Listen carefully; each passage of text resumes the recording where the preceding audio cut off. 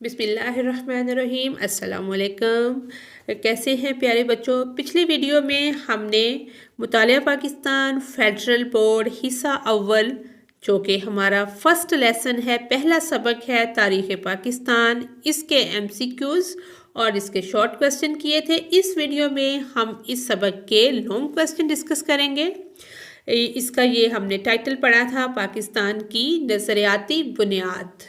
अब हम इसकी मश्क के ऊपर आ गए हैं। सवाल नंबर ये 3 है हमारा कि दर्ज झैल सवालात के तफसील से जवाब दें। ये 5 सवाल हैं जिनके हमने तफसील से जवाब लिखने हैं। पहला सवाल इसमें ये है, अंग्रेज़ों के दौर में मुसलमानों का क्या हाल था, इसका नज़रिया पाकिस्तान से क्या ताल्लुक़ है। जी, इसका जवाब है अंग्रेज़ों के दौर में मुसलमानों के हालात। 18वीं सदी के वस्त यानी कि दरमियान से क्या हुआ। 18वीं सदी जैसे ही मसलन उसका दरमियान आया, उससे लेकर 1947 तक बरे सगीर पाक व हिंद बरतानवी नौ आबादियातियों के ताबे रहा, यानी कि मुख्तलिफ तरह की उसमें हुकूमतें आती रही जो कि तमाम तर अंग्रेज़ों की ही थी। बरतानवी हुकूमत के दौर में मुसलमानों को मजहबी अक़लियत के तौर पर बेशुमार रुकावटों और नुकसानात का सामना करना पड़ा। इन नुकसानों में जो नुकसानात मुसलमानों ने उठाए, मुआशी, सियासी और समाजी इख्तलाफात भी शामिल हैं। मुआशी तफरका यानी कि तफरकाबाजी, जो मुआशियात में मुसलमानों का जो हिस्सा था वो काट दिया गया था, उनकी ज़मीनों को ज़ब्त कर लिया गया था और उनको तालीम की सहूलतें भी कम प्रोवाइड की जाती थी और उनको उसी तर्ज पे तालीम हासिल करने के लिए मजबूर किया जाता था जिस तरह से हिंदू करते हैं, जो उनका तौर तरीका है। मुश्तरका इक्तसादी अहदाफ भी किसी मुल्क के नज़रिया का मार्क्स होते हैं। बरे सगीर के मुसलमानों की मुआशी हालत ख़ास तौर पर 1857 के बाद बिगड़ चुकी थी। 1857 की जंग आज़ादी के बाद अंग्रेज़ों को यकीन हो गया कि जंग की असल वजह मुसलमान हैं और वो मुस्तकबिल में दोबारा ये कोशिश कर सकते हैं।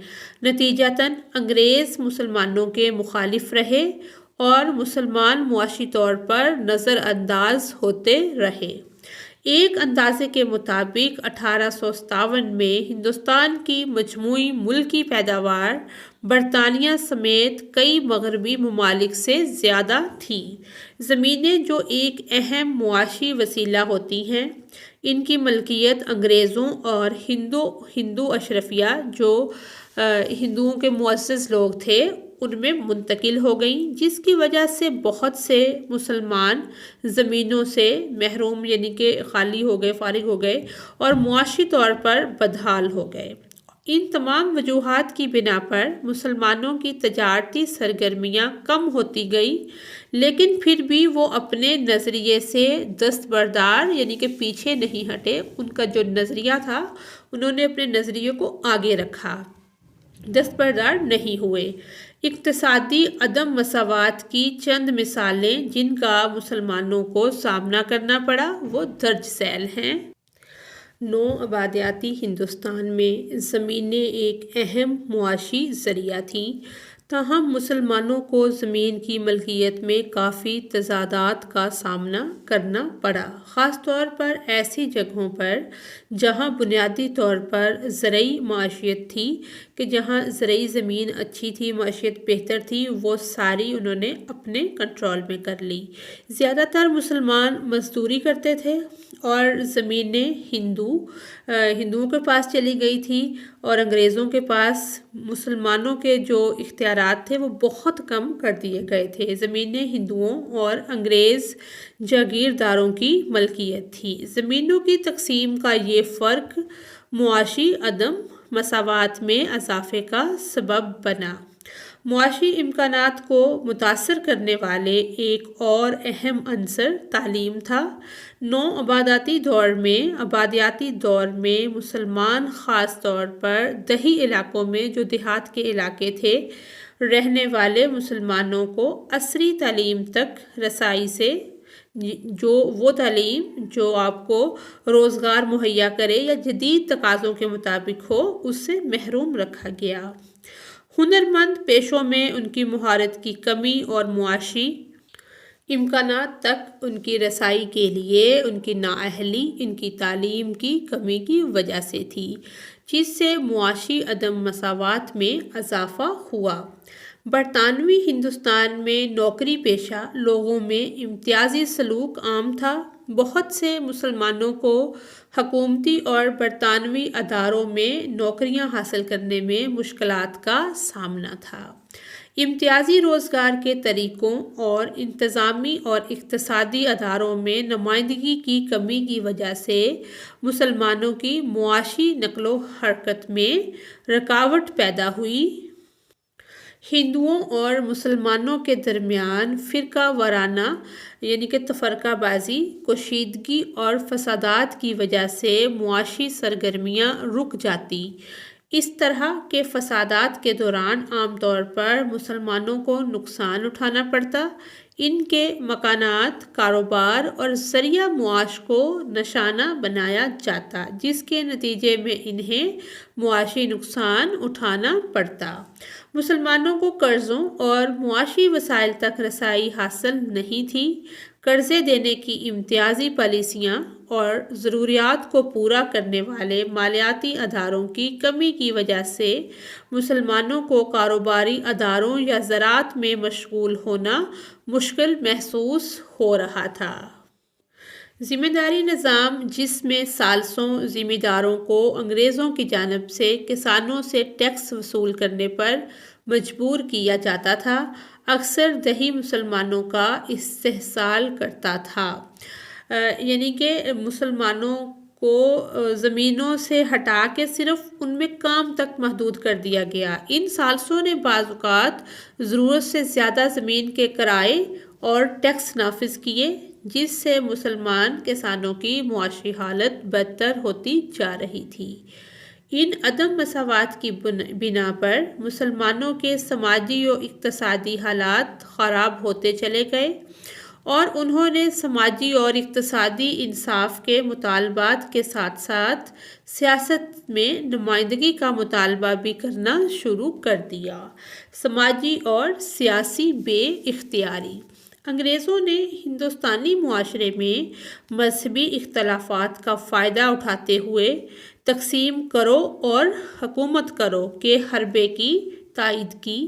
مسلمانوں کو اکثر سیاسی طور پر نظر انداز کیا جاتا تھا اور انتظامیہ کے اہم عہدوں پر ان کی نمائندگی میں نمایاں کمی واقع ہوئی تھی۔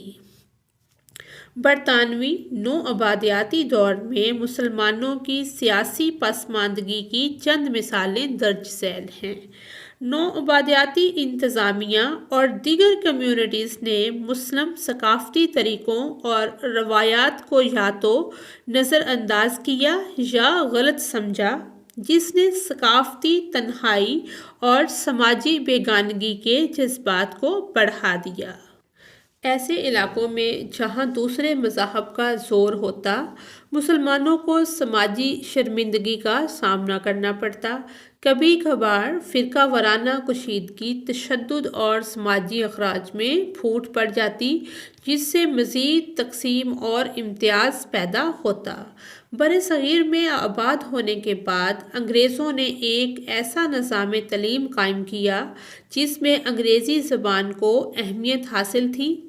مسلمانوں کی اکثریت نے اس نئے تعلیمی نظام کی مخالفت کی۔ برطانوی ہندوستان میں اہم عہدوں پر مسلمانوں کی نمائندگی کم تھی۔ انگریز اکثر ملازمتوں کے لیے ہندوؤں کو ترجیح دیتے تھے، نتیجتاً مسلمانوں کو سیاسی طور پر خارج کیے جانے کا احساس ہوا۔ مسلمانوں کو اکثر اہم سیاسی مشاورت سے دور رکھا جاتا۔ مثال کے طور پر پہلی جنگ عظیم میں ہندوستان کی شرکت کے بارے میں فیصلے ہندوستانی حکام، خاص طور پر مسلم لیڈروں کے ساتھ مناسب مشاورت کے بغیر لیے گئے تھے۔ اگرچہ قانون ساز اداروں میں مسلمانوں کی کچھ نمائندگی تھی، لیکن یہ ان کی حقیقی آبادی کی عکاسی نہیں کرتی تھی، جس نے سیاسی اور سماجی مفادات کی کامیابی کے ساتھ وکالت کرنے کی ان کی صلاحیت کو متاثر کیا۔ جب برطانوی انتظامیہ نے 1927 میں ہندوستانی آئین کے عملے کا مطالعہ کرنے کے لیے آل برٹش سائمن کمیشن بنانے کا فیصلہ کیا تو ہندوستانی خاص طور پر مسلمان مشتعل ہو گئے۔ کمیشن میں ہندوستانی نمائندگی کا مطالبہ کیا۔ تحریک خلافت اور تحریک عدم تعاون جیسے سیاسی انقلاب کے ادوار میں برطانوی حکام نے اکثر جابرانہ ہتھ کنڈے استعمال کیے اور بہت سے مسلم رہنماؤں کو یا تو گرفتار کر لیا گیا یا خاموش کر دیا گیا، جس سے ان کے لیے سیاسی عمل میں حصہ لینا مشکل ہو گیا۔ ہندو احیا کی تحریکیں مسلمانوں کے خلاف مزید مخالف ہو گئیں اور 1857 کے بعد ہندی اردو تنازع وسیع مسلم سلطنت کے مسلم ورثے اور میراث پر سب سے بڑا ہندوانہ حملہ تھا۔ اردو کو مسلمانوں کی زبان قرار دیتے ہوئے ہندو اس کے خلاف متعصب تھے، یعنی کہ وہ کہتے تھے کہ صرف ہندی ہی پڑھائی جائے گی، اردو نہیں پڑھائی جائے گی، یہ مسلمانوں کی زبان ہے۔ انہوں نے مطالبہ کیا کہ ہندی کی جگہ اردو کو سرکاری زبان بنایا جائے اور 1846 میں بنارس میں اردو کے خلاف ہندوؤں کا مظاہرہ اردو ہندی تنازع کا آغاز ہوا۔ یہ 1847 ہے۔ یہ مثالیں ظاہر کرتی ہیں کہ برطانوی ہندوستان میں مسلمان کس طرح امتیازی قانون سازی، کم نمائندگی اور تقسیم کرو اور حکومت کرو کی برطانوی پالیسی کے نتیجے میں سماجی اور سیاسی طور پر پسماندہ تھے۔ انگریزوں کا دور حکومت کا نظریہ پاکستان سے تعلق۔ نظریہ پاکستان جنوبی ایشیا کے مسلمانوں کی ہندو تہذیب کے اندر اپنی مخصوصیت کو برقرار رکھنے کی خواہش سے پیدا ہوا۔ مسلمانوں نے محسوس کیا کہ اسلام اور ہندو مت صرف دو مذاہب نہیں ہیں بلکہ مختلف ثقافتوں کے ساتھ زندگی کے دو سماجی نظام بھی ہیں۔ مسلم قومیت کی بنیاد علاقائی، لسانی یا نسلی نہیں ہے بلکہ وہ ایک قوم ہے کیونکہ وہ ایک ہی عقیدہ اسلام کے اشتراک کرتے ہیں، یعنی کہ ان کا ایک عقیدہ ہے، ایک نظریہ ہے، ایک دین اسلام ایک بڑا مذہب ہے۔ اسلام کے چند بنیادی امتیازی اصول حسب ذیل ہیں۔ اسلام نسل، قومیت یا سماجی اقتصادی حالت سے قطع نظر تمام لوگوں کی اندرونی مساوات کو فروغ دیتا ہے۔ اس اصول کی مخالفت نوآبادیاتی پاکستان میں مسلمانوں کی معاشی اور سماجی خرابیوں کی وجہ سے ہوئی۔ اسلام سماجی اور معاشی مساوات کو فروغ دیتا ہے۔ نوآبادیاتی کنٹرول میں مسلمانوں کی معاشی ناہمواریوں اور سیاسی پسماندگی اس اسلامی اصول کی خلاف ورزی تصور کیا جاتا تھا۔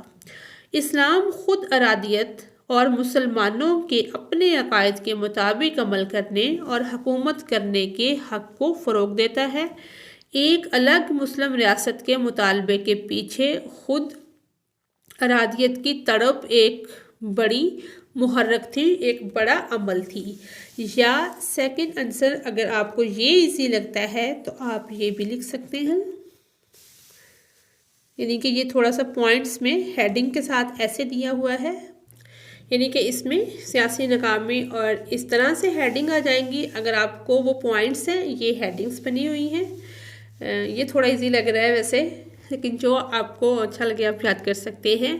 آگے سیکنڈ کویسچن ہے، سوال نمبر 2، قائد اعظم رحمۃ اللہ علیہ کے بیانات کے حوالے سے نظریہ پاکستان پر بحث کریں۔ اس کا جواب ہے نظریہ پاکستان اور قائد اعظم رحمۃ اللہ علیہ۔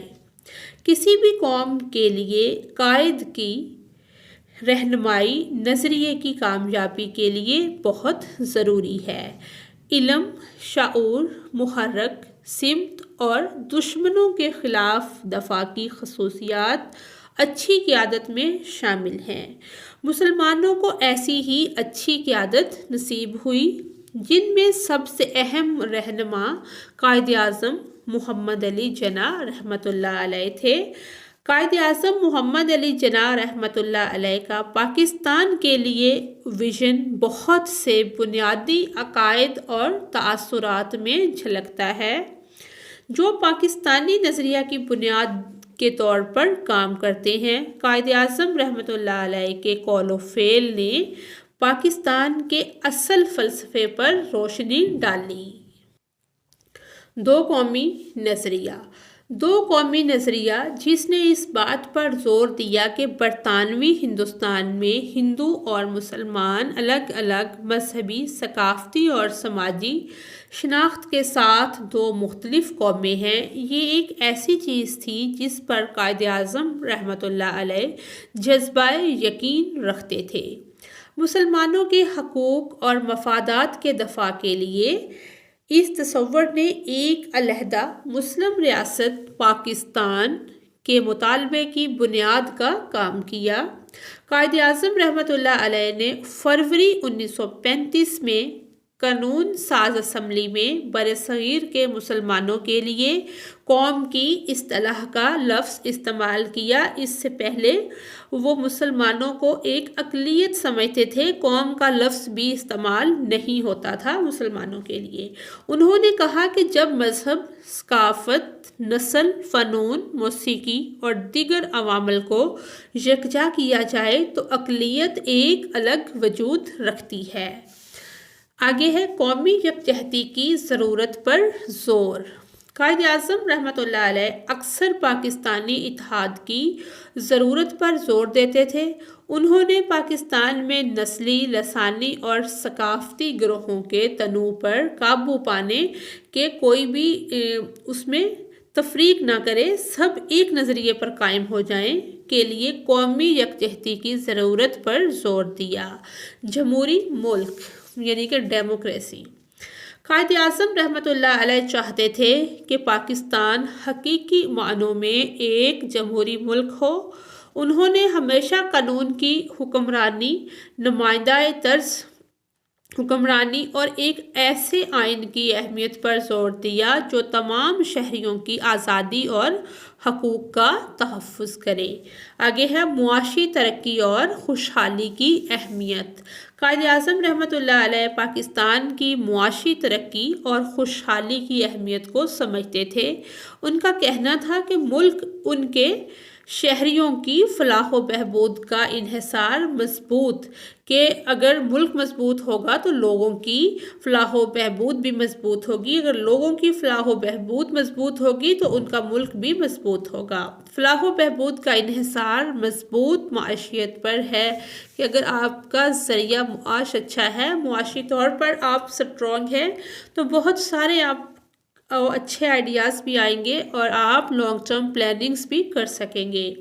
اقلیتوں کے حقوق کا تحفظ۔ قائد اعظم رحمۃ اللہ علیہ نے اس بات پر زور دیا کہ پاکستان ایک ایسا ملک ہوگا جہاں مسلمان اور دیگر مذہبی اقلیتیں کھلے عام اور ظلم و ستم کے خلاف اپنے نظریات کے مطابق جی سکیں، کہ ان کو کسی قسم کا خوف نہ ہو، کہ ظلم و ستم کے خوف کے بغیر اپنے عقائد پر عمل کر سکیں۔ وہ اکثر اقلیتوں کے حقوق کے تحفظ اور مذہبی رواداری کے حق میں بات کرتے تھے۔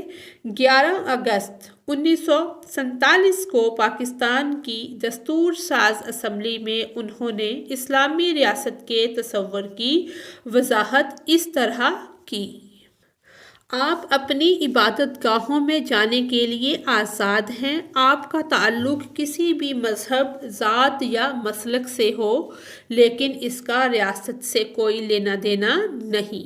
سماجی انصاف اور مساوات کے اقدار پر زور۔ قائد اعظم رحمۃ اللہ علیہ نے سماجی انصاف اور مساوات کی اقدار پر زور دیا۔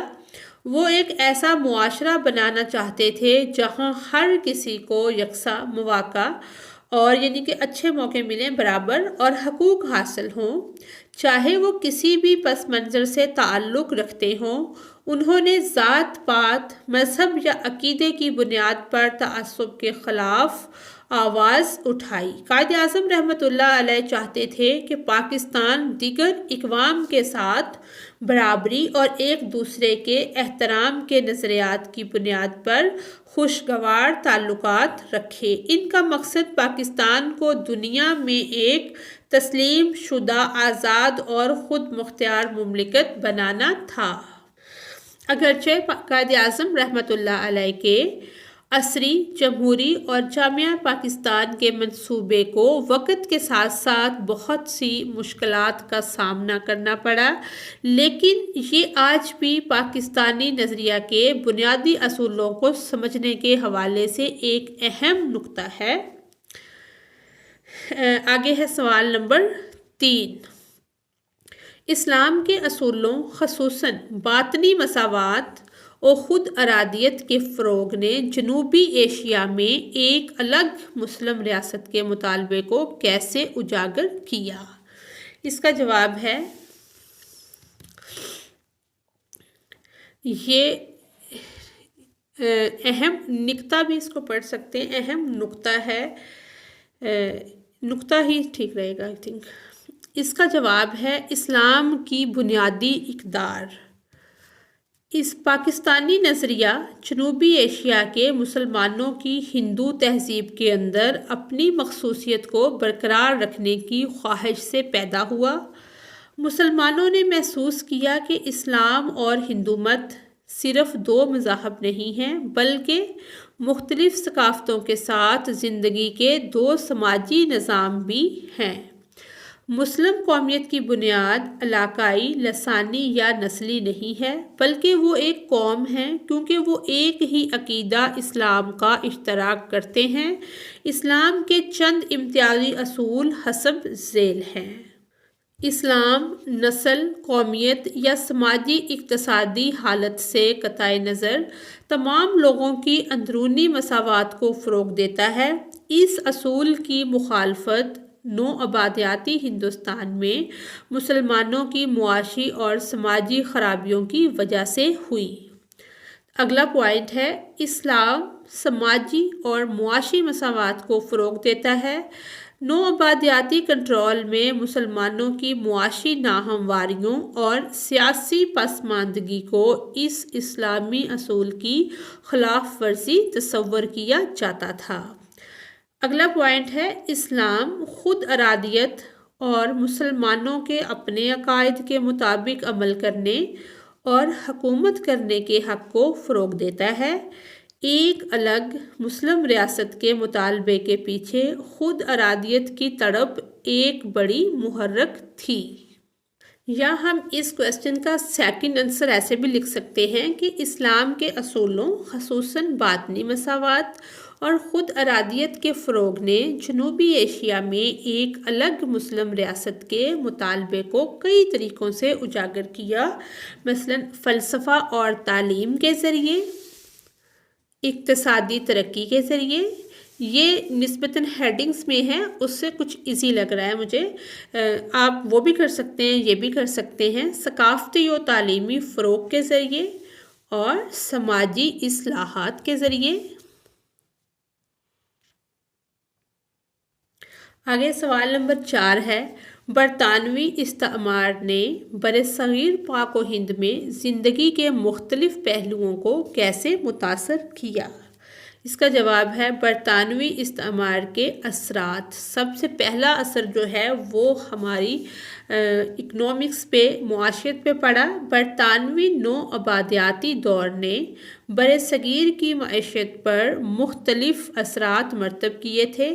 برطانوی سلطنت نے جدید نقل و حمل اور ٹرانسپورٹیشن کے طریقے اور مواصلاتی نظام متعارف کرایا، بڑے پیمانے پر صنعتی ڈھانچہ قائم کیا اور نئی منڈیاں لگائیں تاہم ان کی اقتصادی پالیسیاں بنیادی طور پر برطانوی سلطنت کو فائدہ پہنچانے کے لیے بنائی گئی تھی۔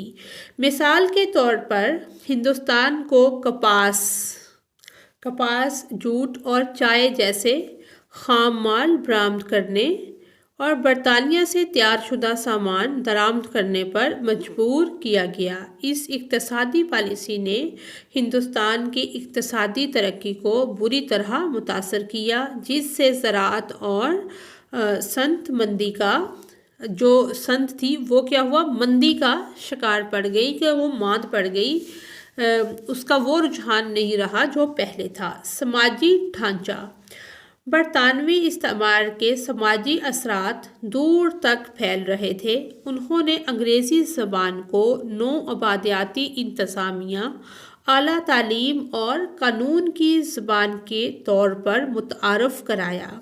پھر بھی یہ آبادی کے ایک چھوٹے حصے تک محدود تھی، جس کی وجہ سے تعلیم اور ملازمتوں تک رسائی بھی محدود تھی، اور اس کے نتیجے میں دیہی اور شہری علاقوں میں نمایاں سماجی عدم مساوات اور تفاوت پیدا ہوئی۔ نوآبادیاتی انتظامیہ نے ہندوستان کے کچھ حصوں میں ذات پات کے نظام کو ختم کیا اور خواتین کے حقوق اور سماجی انصاف سے متعلق اصلاحات متعارف کروائیں۔ دوسری طرف ان کی پالیسیاں معاشی استحصال، زمینوں پر قبضے اور مزدوروں کے استحصال کا باعث بھی بنیں۔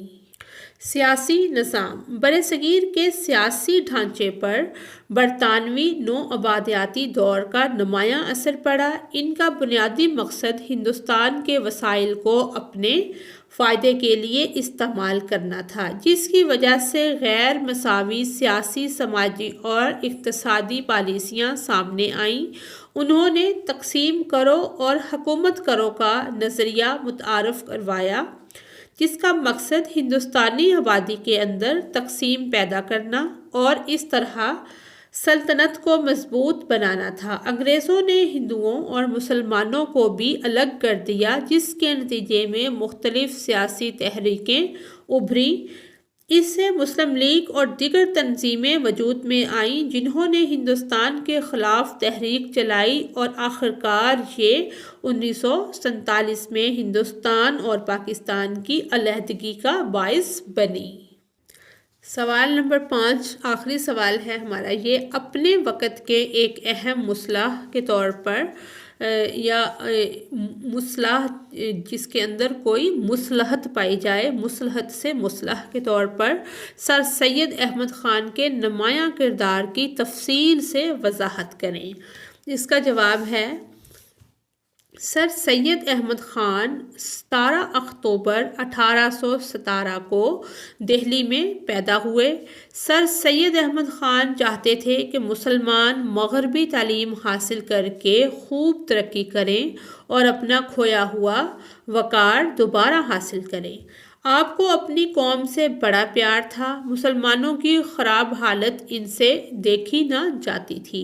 حالات پر غور کر کے وہ اس نتیجے پر پہنچے کہ مسلمان کم از کم کچھ عرصے تک انگریزوں کی حکومت کا خاتمہ نہیں کر سکتے، اس لیے زندہ رہنے کے لیے مسلمانوں کو انگریزوں کے ساتھ خوشگوار تعلقات قائم رکھنے چاہیے، اور یہ کہ انگریزی تعلیم کے بغیر مسلمان ترقی نہیں کر سکتے۔ سر سید نے مسلمانوں کو پرامن جدوجہد کا درس دے کر ترقی کی راہ پر گامزن کیا۔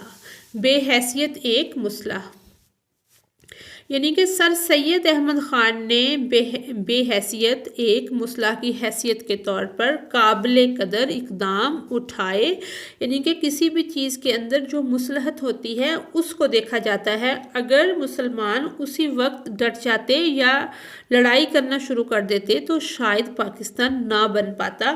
انہوں نے اس میں یہ مصلحت دیکھی کہ پہلے وہ انگریزی تعلیم حاصل کر کے خود کو سٹینڈ کریں، جب وہ اس قابل ہوں تب جا کے اپنی نظریے کو سامنے لا کے الگ ملک حاصل کریں۔ آپ نے مسلمانوں اور حکومت کے درمیان پائی جانے والی نفرت کو دور کرنے کی کامیاب کوشش کی۔ سر سید نے معاشرتی اصلاح کے لیے مغربی نظام تعلیم کو اپنانے پر زور دیا اور مسلمانوں میں قومی ہمدردی اور قومی خیر خواہی کے جذبے پیدا کیے۔ سر سید نے اپنے کتابچے لائل محمڈنس آف انڈیا میں انگریز حکومت کے لیے مسلمانوں کی خدمات گنوائیں اور حکومت کو اپنا رویہ بدلنے پر آمادہ کیا۔ مسلمانوں کے خلاف عیسائی مشنریوں نے محاذ کھول لیا۔ سر سید نے دونوں اقوام کے درمیان مفاہمت کی راہ اپنانے پر زور دیا۔ عیسائی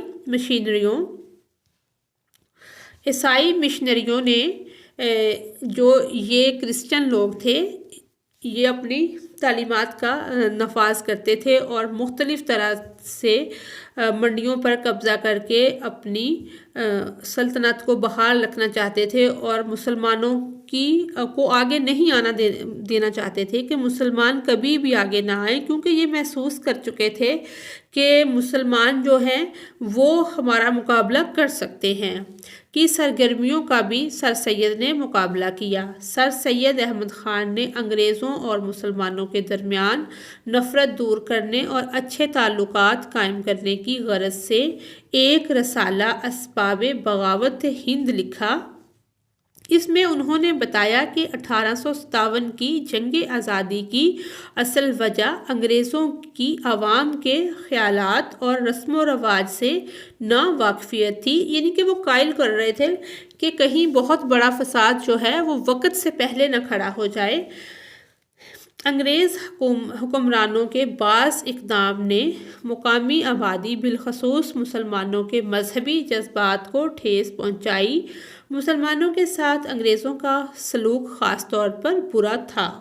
انہوں نے مزید لکھا کہ جنگ آزادی میں ہندو بھی مسلمانوں کے ساتھ برابر کے شریک تھے، نیز یہ کہ جنگ آزادی میں سب مسلمانوں نے حصہ نہیں لیا بلکہ بہت سے مسلمانوں نے زبردست خطرہ مول لے کر وہ تکالیف اٹھا کر انگریزوں کی حفاظت کی۔